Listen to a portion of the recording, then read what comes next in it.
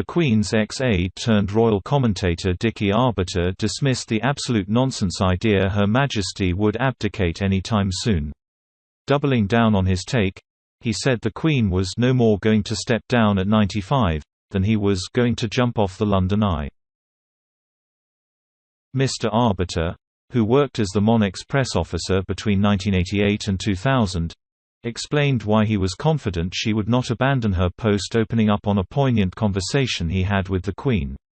Casting a light on the monarch's personality, Mr. Arbiter told The Sun Online, "I remember her telling me once she doesn't change, she adapts, and we've seen her adapt during the course of this pandemic."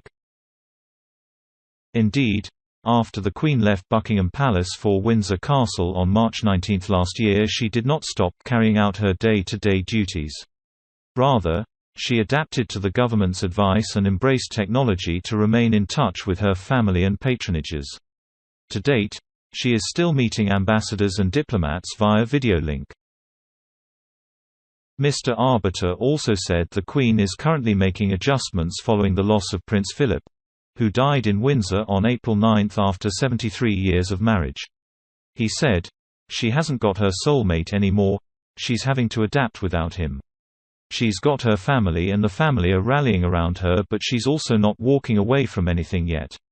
After warning not to write the Queen off, the former royal press secretary highlighted how healthy and cheerful Her Majesty has appeared over the past few weeks. On June 11, the Queen hosted a big launch at the Eden Project in Cornwall, where she left her guests in stitches after deciding to cut a cake with a long ceremonial sword. On that same evening, she attended a reception hosted by Prime Minister Boris Johnson with leaders attending the G7 summit. There, after having met US President Joe Biden, she joined the politicians for the traditional family portrait, and cracked a joke about looking like you are enjoying yourself. On the following day, the Queen marked her official birthday with a streamlined Trooping the Colour ceremony. The Queen watched the parade in the company of her cousin the Duke of Kent. And she was clearly left delighted by the RAF flypast. On June 13, the tireless monarch hosted for tea and a 40-minute-long private chat the US President and First Lady at Windsor Castle. Robert Jobson reported in 2016 sources claiming it was not ruled out the Queen could opt for a regency after she turned 95.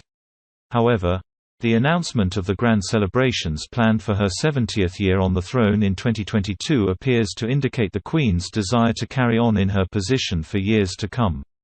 The monarch pledged on her 21st birthday to devote her life to the service of the Crown and the country for the rest of her life.